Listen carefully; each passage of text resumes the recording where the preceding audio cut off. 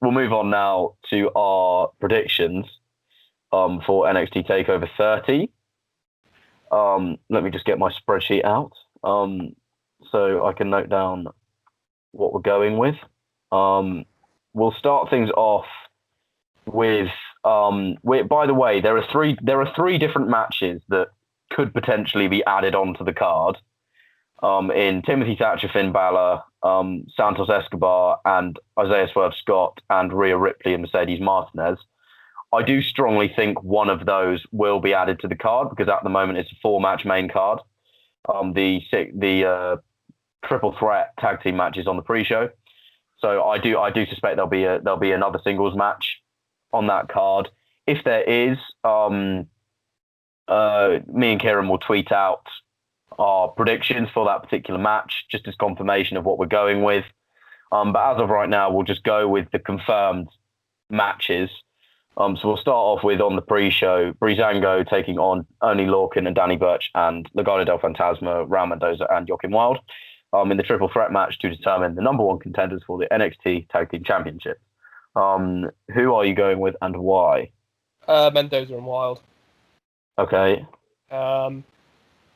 The other two teams lose a lot. Yeah. They lose a lot. And I'm pretty sure Mendoza and Wilde are undefeated. I know, obviously, them taking on Imperium, it will be heel v heel. But I just, credible-wise, I just don't think the other two teams match up to Imperium. I've agreed with you on that. Not only because both the other teams lose a lot, but because we haven't seen Legado del Fantasma in that spot. And I think it's just a new matchup that I feel like I haven't seen before. So, thrusting Mendoza and Wilde into the spotlight like this might do them some favors in really selling their importance and making the stable as a whole look strong. So for me, I'm pretty comfortably going to go with Legado del Fantasma as well. I also think if they do win, they have a shout of winning. I think they do more than anyone else. I don't think they will, but I don't think they will. But I'll be intrigued in the match, and if they do win, sure. I think it could be that. I think that's the good thing, really, because either way, I think it's a good outcome. If Imperium win, great, but I'm sure Mendoza and Wilde will get a really good showing. If Mendoza and Wilde win, they bring gold back to the faction, and they look even more threatening. I mean, a few false finishes, and then I'll be right into it. So 100%. It could be a very compelling matchup. Next, for the NXT Women's title, Io Shirai and Dakota Kai. Who are you going for and why? It's going to be Io, isn't it, really? I'm a bit worried about Io, to be honest. Why? Her title reign's been a bit underwhelming so far. She hasn't really appeared too much. She's only appeared to defend her title, really. It's been better than Charlotte's. It's not too difficult. But I think they'll have a good match. I like the element of Raquel now. I mean, originally I liked the idea that Dakota was going alone, that was building her up. But she's a heel at the end of the day. She's going to do whatever it takes to win. And of course, doing whatever it takes to win involves bringing along your massive mate who's really strong. But no, Io's winning. I've agreed with you. It's funny because I was about to say, well, Io hasn't had the title very long. She's had it for a couple of months, which I mean, on the main roster would consider that quite a long-term reign. You're breaking records with that. Yeah, I don't see the value in taking the belt off Io. Kai doesn't have enough of a kind of it factor in her character at the moment to kind of carry a division. So, I think Io is a very good figurehead for that division. There's too many matchups for her that are compelling for the Women's Championship that could be very kind of hard to predict. So based on that and those future matchups, I'm going to go with Io Shirai as well. We'll move on now to what will be the match of the night in Adam Cole and Pat McAfee. Please don't put it on last. I have a small fear they might do that, but I don't think they will. No, please. I don't think they will. No, look at that. I think the main event surely speaks for itself. Yeah, I think it does, but I'm never 100% sure with them. Who do you think wins and why? Adam Cole. Because he's a wrestler. And Pat McAfee isn't. There you go. Yeah, that's probably going to do it. Adam Cole because he's a wrestler and Pat McAfee isn't. I just wrote, just please don't let it not be Adam Cole. A McAfee win would be a burial that Adam Cole will never recover from, and that is appalling. Well, Pat even said that in his promo. He was like, "If you lose, you won't ever live it down." Yeah, don't lose. Then someone from not even from your area of expertise beats you. You know, it's just. Oh. Adam Cole. Adam Cole wins. I'm so fearful that he doesn't, but I do think he does. It would be a David Arquette kind of level stuff. Admittedly, Pat McAfee's an athlete. He has that over David Arquette, but it's still an angle that I'm just a bit scared of. Just a bit. I'll go with Adam Cole. I hope it's just a last shot and then we're done, but I suspect it won't be. Adam Cole. We move on to our main event, Keith Lee and Karrion Kross. Nathan. Yes. You've missed a match. I've missed a match. Oh, yeah, I have, sorry. Yeah, the ladder match. Bronson Reed taking on Damian Priest, Cameron Grimes, Johnny Gargano, and Velveteen Dream in the ladder match for the North American title. Who do you believe wins and why? I've ummed and ahed throughout all these triple threat matches and the second chance matches as to who's going to win. But you know what? At the end of the show, Bronson Reed stood tall with the belt, and I just think he can't not win. He has to win. If you think about everything they've done for Bronson Reed since the inception of these matches, he beat Gargano and Strong. He beat Priest. He stood tall here. He looks like a star now. And I just think if you don't give him the win, I don't think he loses all of it, but he loses a lot of it. So I think he has to win, really. I know that I'm going to get worked. I've always tried to. It's so bad that I live in this mindset of, he's being built up like a star. Okay, he feels big time now. He doesn't need the belt, but he does. He does. So yeah, I'm going Bronson Reed. I imagine. I've agreed with you. Yeah, I've gone with Bronson Reed. I was doubtful after the conclusion of NXT. I won't lie, but I'll still settle for him. He's been built fantastically in recent weeks as a very, very likable face. The momentum going into this match is behind him. If they go for something else, they've missed out on something quite big here. So for me, I don't really see it going any other way. Weird that I can say that for a ladder match, but that's just they haven't built up the rest of them strong enough. I can't see any of the others winning. If anyone, potentially second most likely is probably Johnny Gargano out of all of the names I'm looking at. I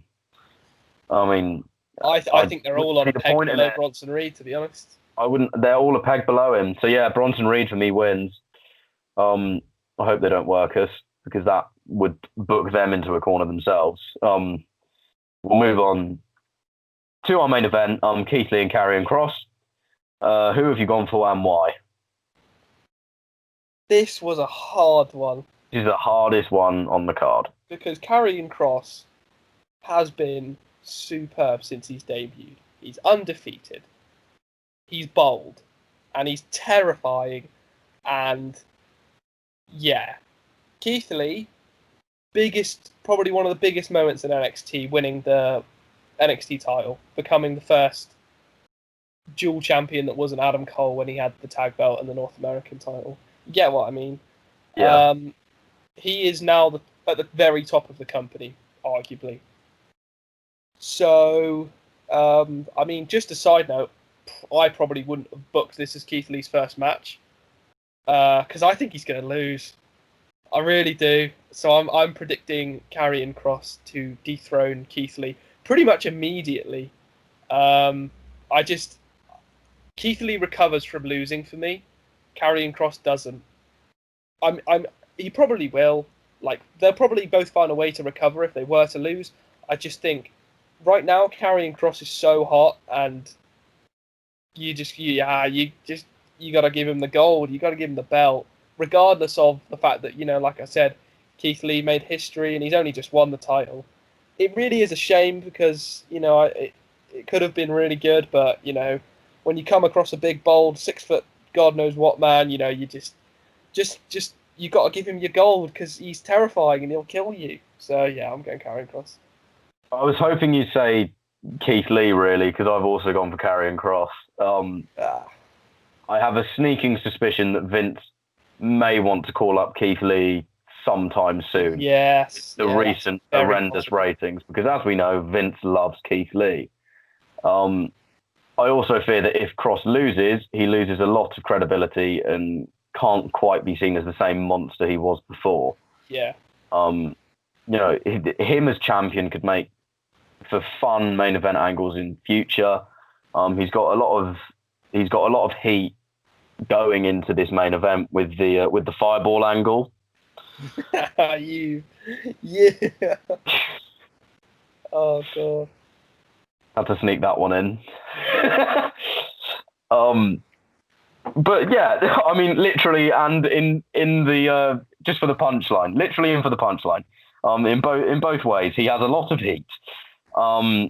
He's got a lot of momentum behind him. I don't really see the point in having him lose. It'll be like a Lance Archer effect where he's going to end up just rampaging backstage, beating up nameless recruits. So I do hope that Karrion Kross wins. He's going to write TikTok on Scarlett's back. So there we are. They are our predictions. Do you think we should add something so that there is actually something on the line? I feel like we should. I'm thinking if one of us predicts out of those 3 matches that could be added. We can. I mean, look, I can throw out predictions for each one, just in case one of them gets added. I was thinking predict the match that gets added. Oh, predict the match. Oh, that's a very good idea. That's a fantastic idea. I'm so worried you're going to say the same thing as I am. I'm going to go. I'll let you go first. I'm going to go for Balor and Timothy Thatcher. As the match that's going to be added onto the card. I really hope it is now, just for the tiebreaker. What are you going to go with? Well, the whole point of this is obviously to have an actual person. How would you say? An actual person winning these predictions. Yeah. So basically, it's between Escobar and Swerve or Rhea and Mercedes Martinez. Oh, see, I think I'm going to go for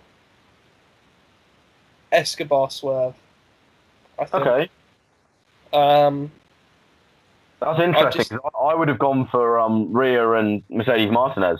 It probably is going to be that one now, knowing my luck. But that'd be hilarious if it was. and then at least we can say we've tried. We tried to give a winner. But I just think if they're going to add a match,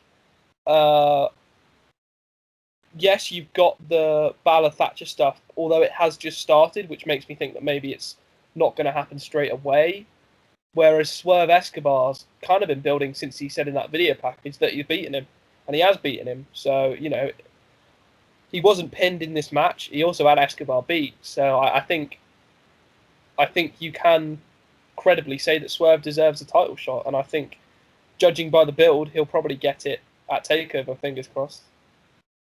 I mean, we'll see. That's a very good idea for a tiebreaker. So I hope that one of us does actually get a win. Yeah, that'd be nice. This one. Yeah, because last time, at Fyter Fest Night 2, we didn't get one. So, yeah, let's hope someone gets a win. That has been today's episode of the Wednesday Pinfall podcast. We'll be back on Sunday for our reviews of Dynamite and NXT TakeOver. They will probably be in separate episodes. I would probably safer to do it that way, really. So yeah, you'll have a whole load of episodes on Sunday. And yeah, thank you very much for listening. You can find me on Twitter at NathP_Russell, and you can also find the podcast at _Pinfall. You can find me on Twitter at Kieran_99999. Waiting for the punchline. Oh God! I forgot. 5 nines. So yeah, thank you very much for listening, and we'll be back on Sunday.